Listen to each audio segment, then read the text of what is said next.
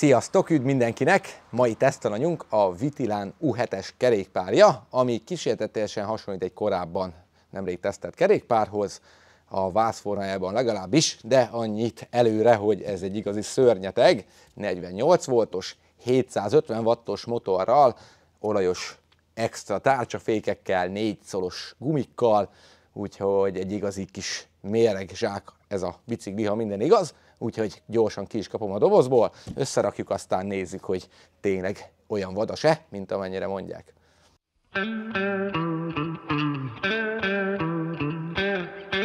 Van benne szivacs bőven, meg jó nehéz is, ha minden igaz 32 kg. Na, leselkedjünk neki, hogy kikapjam.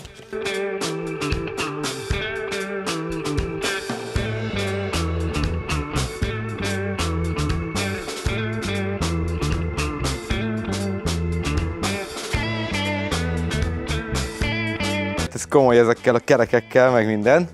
Teljesen más kategória, mint az előző volt, tévedtem. Tényleg már motorra emlékeztető, hát ezek a 4 szolos gumik, tényleg nagyon brutálisak. A tartozékokat ugye láthatjátok a földön, majd a prizmát még mindjárt felrakom, van egy ilyen kis kábel, az még nem tudom mire lesz jó. A töltő az egy elég barátságos, jó minőségű és 3 amperes, tehát általában csak 2-t szoktak hozzáadni, 2 amperest. Ez ugye ilyen 150 wattot jelent, kapunk még hozzá egy számzáros ilyen láncos lakatot, illetve egy váltóvédőt, na meg egy ilyen kis bársonytokba szerszám kulcskészletet, és egy ilyen, ezt a műanyag darabot, amit majd ide alulra kell felraknunk, hogy védje, amikor lerakjuk. Na úgyhogy ezeket még gyorsan rá is pattintom, aztán utána menjünk, aztán csapjunk vele egy kört, már tényleg nagyon kíváncsi vagyok, mert nagyon brutálul néz ki.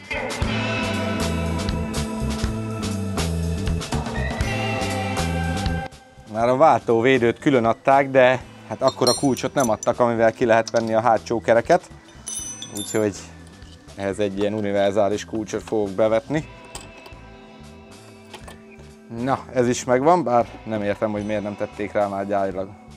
Azért jó meleg van itt a napon. Na, de összeraktam, prizmák fenn, felraktam ezt a csomagtartót is, most az ízlések és pofonok, hogy kinek hogy tetszik.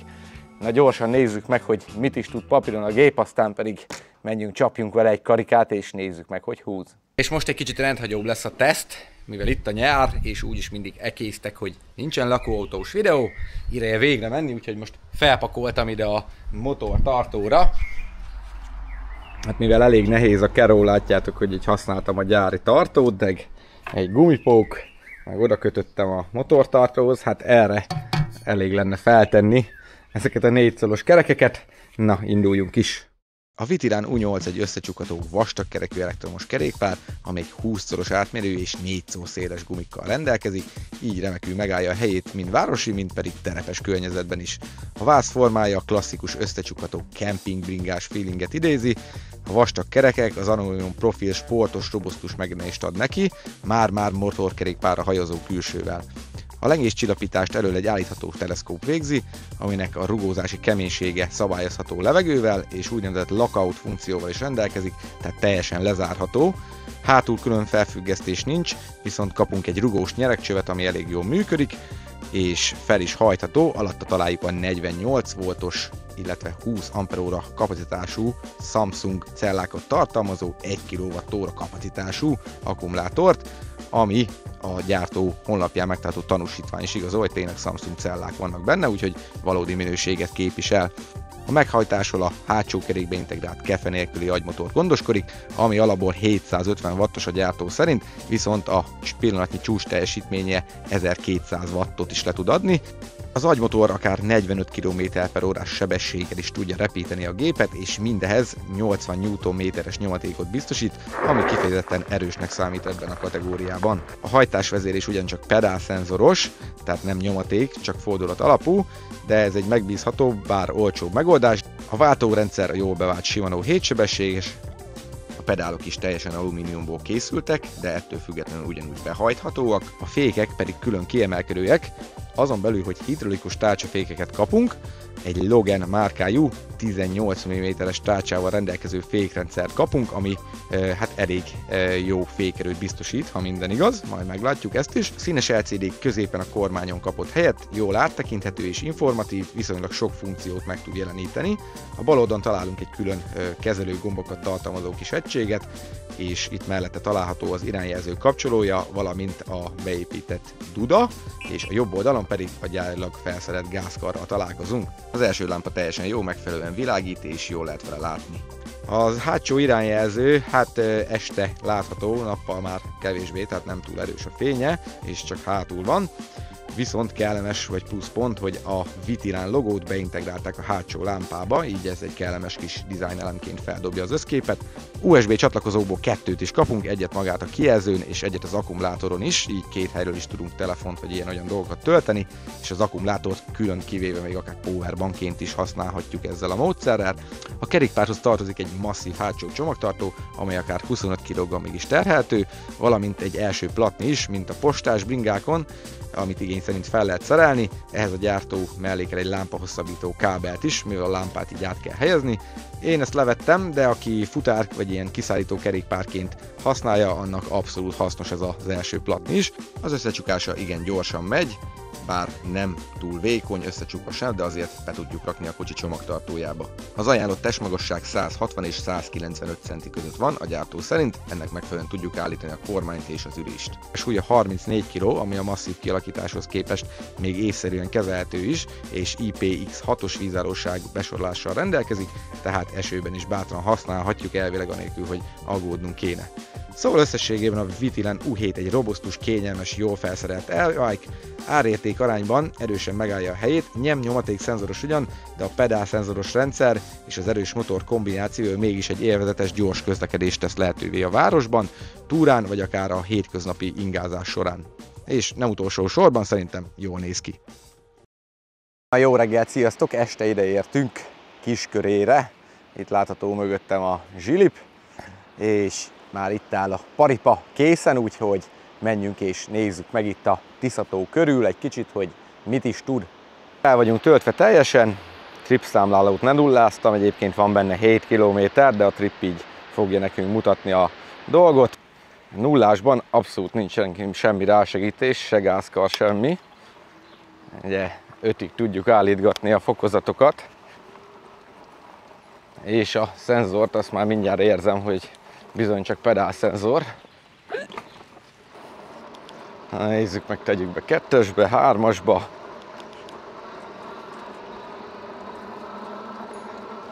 Hát így már végig megyünk 20-szal, de a kamu tekerés az nagyon megy itt is.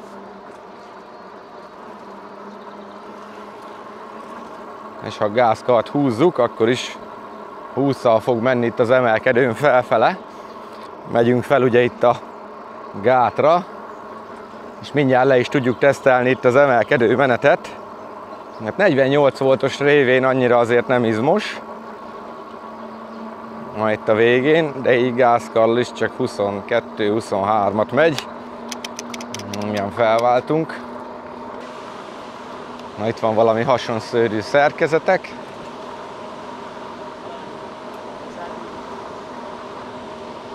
Szóval így a 7-esben teljesen kényelmes tekerni 25-ig.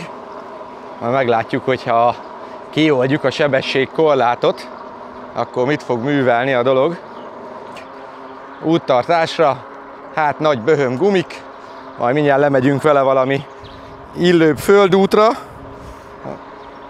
De egyébként így teljesen kellemes, érzetre kényelmes, a fékek, majd mindjárt kipróbáljuk, de így azok nagyon bikák, tényleg az olajos tárcsából is érződik, hogy a jobbik fajta van rajta, mert volt már olajos tárcsás biciklim. Közben itt haladunk el a hal lépcsőnél, majd később ide visszatérek, iszok valamit. Szóval volt már olajos fékes bicikli, de viszont nem volt olyan jó fékje, de ezen tényleg olyan bika, hogy maga a fékkarok is, meg minden olyan jó puha, tényleg meg nagyon bikán fog. Hát mindjárt csinálok is itt egy fékpróbát. Most csak így 25-ről kezdetben. A lánc az egy picit ilyen recseg, vagy hát egy kicsit van egy kis zaja. Na, itt az oszlopnál 3, 2, 1. Hát csúnyán el lehet fékezni, de végül is 5 méter. Jó, mondjuk csak 25-tel mentünk. Na, és ha már itt megálltunk, oldjuk ki itt a sebességkorlátot, és itt különböző értékeket találtunk. A sebesség az már alapból 45-re van téve gyárilag, illetve ami érdekesség, hogy a kerék átmérő 24 szól.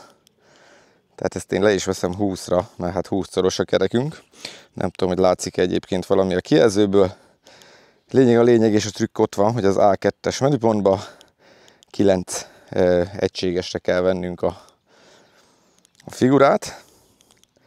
Na és innen már akkor látjátok, hogy most 9 sebességünk van, és innentől fog elszabadulni a pokol. Na nézzük. Nézzünk egy gyorsulást. Most nem tekerek, ez csak gázkar szigorúan.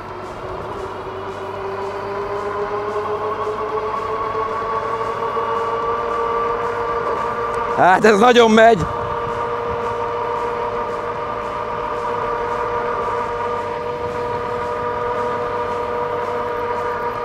Már olyan, mint egy motor.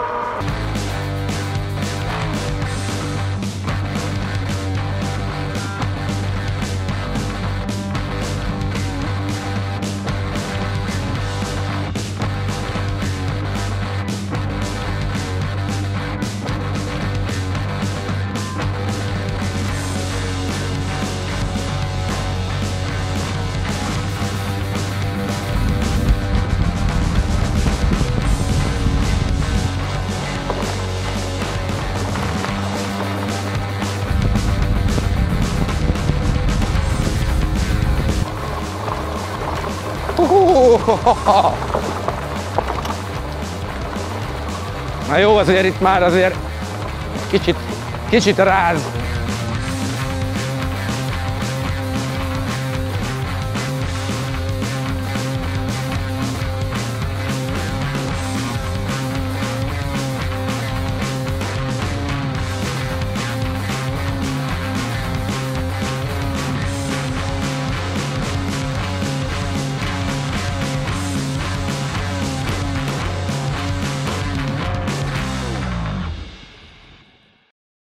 Most nézzünk egy féket így 40-ről, ha már a féknél tartottunk. Na itt a fehér kocsinál.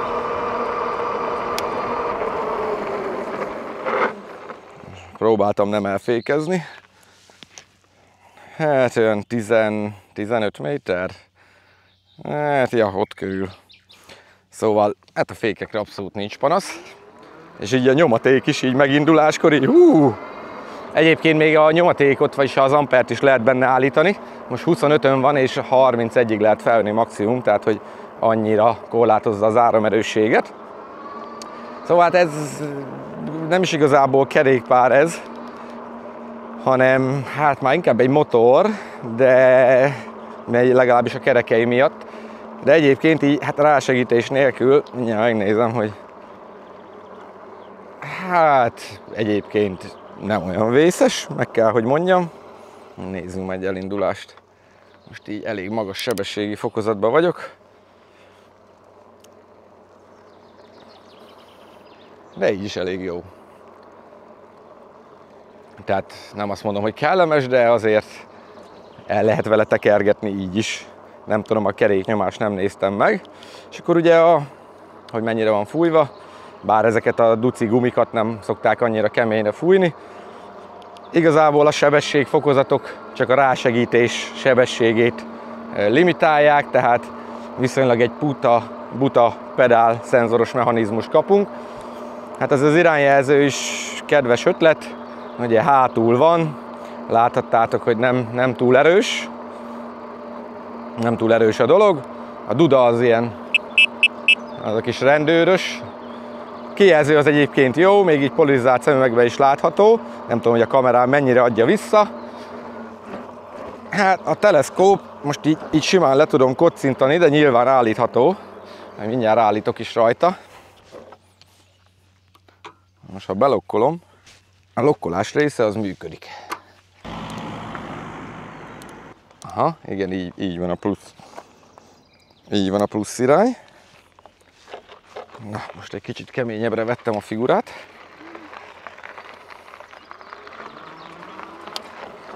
Hú, de ez nagyon élvezetes, amikor felrakod 8-asba. Megy, mint a veszedelem. És a tempómat is bekapcsolt. Na, menjünk le itt. Bár ez annyira nem nagy meredek, de ilyen rossz terepre kifejezetten alkalmasnak kéne, hogy legyen. És akkor mindjárt meg is nézzük a nagy nyomatékot. Megpróbálunk felmenni. Na, eltaknyolok, vagy nem? Hát egy kicsit, ha rátekerek, akkor jó lesz. Na, végül is feljött, de azért kellett neki egy kis lendület. És akkor látjátok, így megy a tempomat. Igazából ezt is ki lehet kapcsolni a menüben. A kormány így elég stabil, tehát nem, látjátok, nem rázkódik, vagy nem akar beszitálni, még így 40-nél sem. Szóval azt akartam mondani, hogy mivel a kerékátmérő 24-szorra van állítva, így a gyártó ugye úgy hirdeti a kerékpárt, hogy hát 45-tel is tud menni, de a valóság az igazából szerintem az lesz, hogy 24-szorra van állítva, és hát azért mutat többet. Így a kisebb kerékkel kevesebb, de majd mindjárt meg fogom nézni GPS-szel. Ként így 5-ösben, tehát 5-ös fokozatban, ha nem is nyomjuk a gázkart, valahol ez az a, így feltesszük 7-esbe, és egy ilyen 20-szal tényleg nagyon kényelmesen el lehet tekerni, viszonylag kicsi energiafelhasználás mellett szerintem. Az aksia ugye elég nagy, tehát közel 1 kWh, nyilván mondjuk ezt kellene is fog a széles gumikhoz, kíváncsi leszek a hatótávra, de hát mondjuk ilyen tempóval, ahogy én így gázkarral csapatom, valószínűleg egy kicsit hamarabb meg fogja enni a dolgot, de meglátjuk. Úgyhogy mindenképpen egy prémiumabb kategóriát képvisel, tehát látszik ez a fékkarokban, bár ezek a kormány oszlop, illetve hát a lámpát is láttuk már máshol, illetve itt is megvan a jó öreg Shimano 7-es váltókarunk, valamint ezt is láttam már valamilyen rollereken, tehát tudjuk, hogy ezeket úgy összeteszik, de viszont elég jó cuccokból rakták össze. Egyetlen egy dolgot hiányolok, az pedig nem más, mint a pedálszenzor helyett a nyomatékszenzor, tehát ebben az árkategóriában már úgy gondolom, hogy ennek bele kellett volna férni. Nyilván nekik is van egy prémiumabb modelljük, nem tudom már pontosan mi a neve, annak itt ilyen egybeváza van. Igazából ennek a nagy testvére, és ott már, ha jól tudom, nyomatékszenzor is van.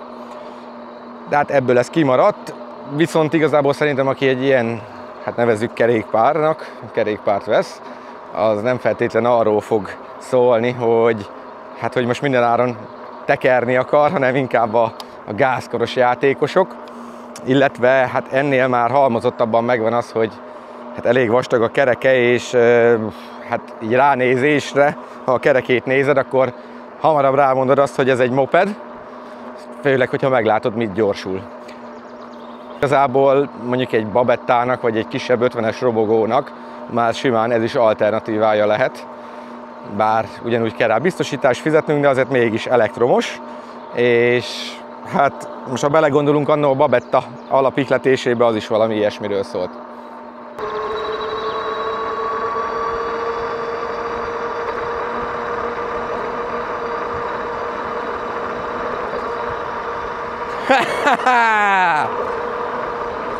Mondom, nem akar elindulni, úgyhogy nézzük ezen.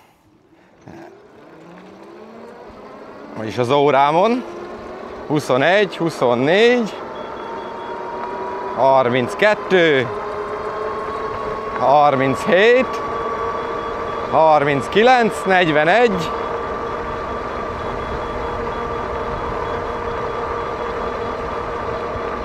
41.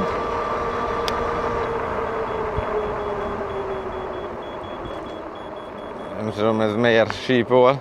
Biciklire van állítva.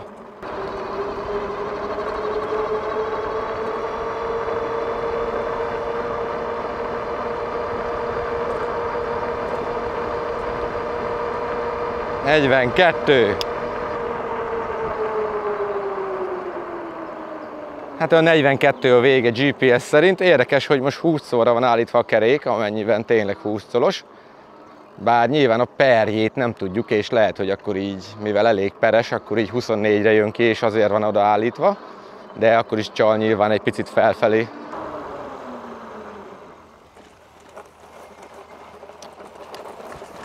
És ilyen terepen is simán megy. Mármint, hogy meg se kottyan neki igazából. Hát most itt le a töltésre. Ez szerintem is régen így féloldalasan simán fel fog menni. Gázkarral is. Mindjárt meglátjuk. Hát itt azért már kéri az erőt, kéri.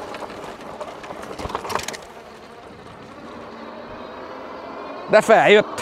Nem kellett beletekernem. Közben itt jöttek valami HC mountain bike-osok, csak néztek. Előre 16 kilométernél járunk, és hát egy egység ment le, pedig azért nem spórolok annyira az aksival. Most azt vettem észre, hogy így motormódban, ha megyünk úgymond, akkor ha 8-asra vesszük, ez a 32 tartja, és ez szerintem nagyon kényelmesnek, így közel sem üvölt annyira a motor. Sajnos ilyen amper felhasználásról, meg ilyenekről nincsen. Na de, nézzétek már, van egy izénk. 300 wattot vesz fel most. Na nézzük meg akkor 9-esben. Oly, 1000 watt. 1000 watt. 700, 600, 500. Nem tudom, hogy látszik-e, ott mutatja ilyen 5-600 wattot. Szipákol így 9-esben, de 8-asban már jóval barátibb, 300 watt környékén beéri. Tehát az, hogyha durván számolunk, akkor egy olyan 6 amperes terhelést jelent körülbelül a 48 voltos aksinak. Látjátok, itt szépen 300 watt. Na most érdekesség kedvéért nézzük meg 7-esbe. Hát 7-esben már olyan 250 watt környékén is beéri.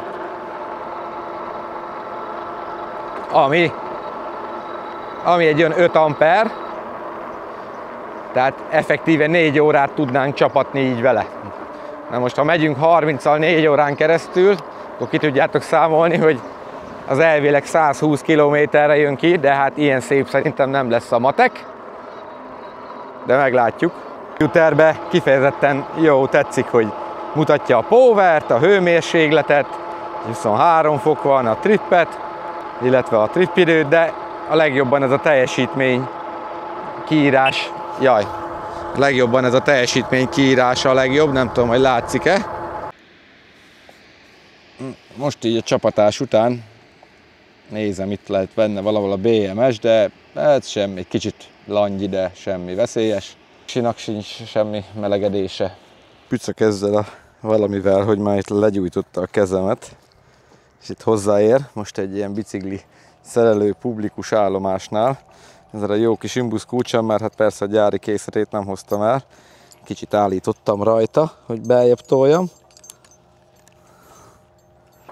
Szóval már lassan a 30. kilométer taposom, és ezért mentem itt vele, azért meggyötörtem itt a gáton rendesen.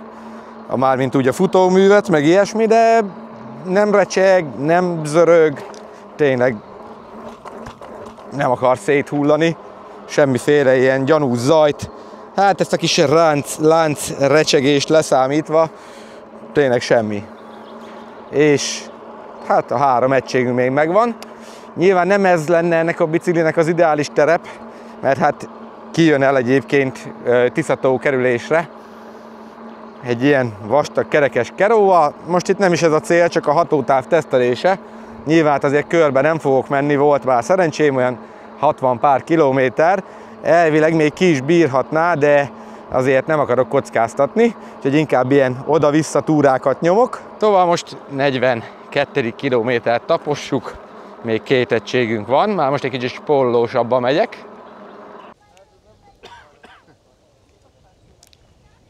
Túléltem a Jó Reménység szigetet, volt egy kis fürdés is, nagyon kellemes volt a víz, úgyhogy mehetünk tovább. 44 kilométernél járunk, mindjárt 45. Most egy kicsit már visszavettem a tempót, de még mindig megy így. Na most így a 45. kilométert átlépve, hogy adok egy kövéret, akkor már lemegy nullára, de így vissza is jön. Szóval inkább maradok a spórolósnál, mert egy olyan 10 kilométerre vagyok.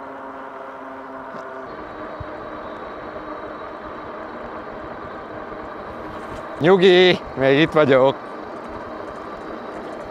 Atomstabil. Hallépcső. Sokan már nem szoktak ide lejönni. Ugye ott van az a kémlelő ablak, és már nem sétálnak ele ide. És itt látszanak tulajdonképpen ezek a szerkezetek, amik hát egyfajta ilyen visszaforgással itt a hal vissza tud úszni. Ott pedig ugye megy lefelé. Jöttem itt megnézni, hogy hol megy bele a Tiszába. És tényleg ezeken a homokos, mindenféle, tehát még a nagy homokba is szerintem elmenne. Na, most hogy rápillantottam, már húzok egy kis gázt, akkor már lement 1-esre. Így a végére rájöttem a csörgés nyitjára. Itt a csavart nem húztam meg teljesen, és ez az alátét így. Még a 35-öt így is viszi, de villog, villog, villog, villog, villog. Na most azért is így húzom neki, hogy mikor mondja azt, hogy ennyi volt. De ahhoz képest, hogy merülő félben volt, még egész jó bírta a kiképzést, úgyhogy itt közelben a parton gyötörtem még egy kicsit.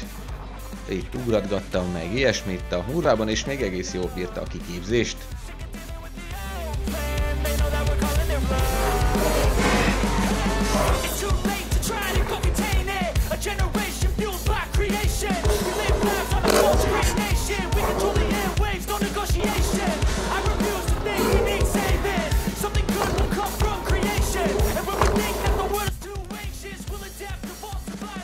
...56 kilométer, és már villogunk, úgyhogy indulok visszafelé. Már mindjárt elérjük a 60 kilométert, és hát már villog az aksi, még mindig 33-mal bír menni. Most már addig gyötröm, ha kell, visszatekerem a hídon. 60, hát majdnem 64 kilométer, de már most erősen villog. 9-esben van, húzom a gázkart, és hát már csak ilyen 15-6-ot megy. Tehát szerintem ahhoz képest, amit kapott, az nem rossz. Meg ezekkel a gumikkal. Hát végeztünk a teszttel, bár nem éppen a legideálisabb terep volt számára, de így is 64 kilométert kihoztam belőle, megmondom őszintén nem számítottam ennyire. Főleg úgy, hogy azért csapattam neki rendesen meg fel le a töltésen, meg tényleg ilyen tarlón, úgyhogy ez biztosan zabálta az energiát, és hát ezektől a 4-szörös gumiktól nem vártam volna ennyit, még úgy sem, hogy közel, vagy hát gyakorlatilag 1 kWh az akkumulátora.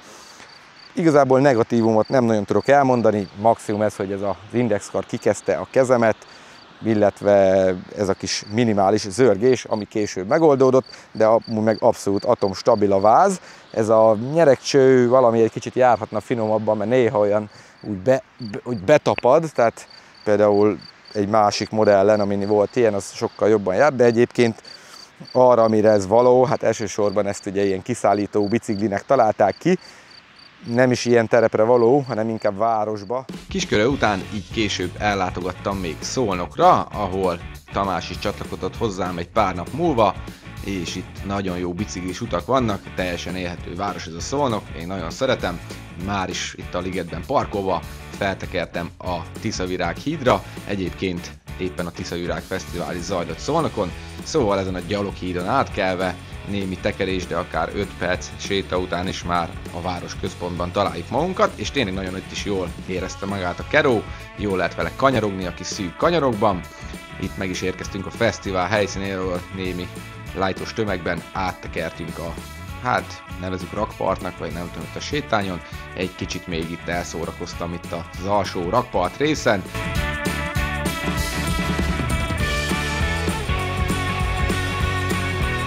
Na meg most, hogy így volt operatőröm, így kicsit szórakoztam itt külső kameraállásból, és így a nap végére belefért egy kis barmulás is. Meg volt? Kicsit túltoltam. Kicsit sok volt, kicsit jó a fény. Az, ahogy te mondtad, sok volt. Sok volt. Na, szerencsére nagy baj nem történt, úgyhogy lassan hazafelé vettem az irányt, úgyhogy térjünk is vissza magához a teszthez. Látjátok, hogy a tarlón meg mindenen átmegy, szóval kellően erős ez a 80 Nm-es nyomatékkal rendelkező agymotor. Tényleg atomstabilak a felnyéi. Sok rosszat nem tudok elmondani róla, a fékek tényleg atombikák. Egyedül a nyomaték szenzor hiánya, ami egy kicsit fájó pont ebben az árkategóriában, illetve az irányjelző nem igazán használható, de valahogy tettek rá valamit. Az első lámpa kellemes, nagyon jó fényű, és ugye a pedálokat is ebből az alumínium profilból csinálták, szóval sokkal jobb minőségű, mint a korábbi ilyen műanyag pedálos. Szóval én ajánlom ezt a kerót, nyilván az ára egy kicsit húzósabb, ilyen 1200 euróról indul, de nyilván majd a videó leírásában található kuponkóddal egy picit le tudtok faragni belőle, reméljük, hogy jó sokat. Én sem tudom pontosan, hogy mennyit, majd ezt meglátjuk. Úgyhogy ha nektek is megtetszett és szeretnétek egy ilyet vásárolni, akkor bent lesz a link a leírásba, meg a kuponkód. Köszönöm szépen, hogy megnéztétek a videót, remélem, hogy tetszett. Ha igen, akkor nyomjatok egy lájkot, illetve iratkozzatok fel a csatornára, ha még nem tettétek meg. Köszönöm szépen, hogy itt voltatok. Minden jót nektek, kellemes nyaralást, sziasztok!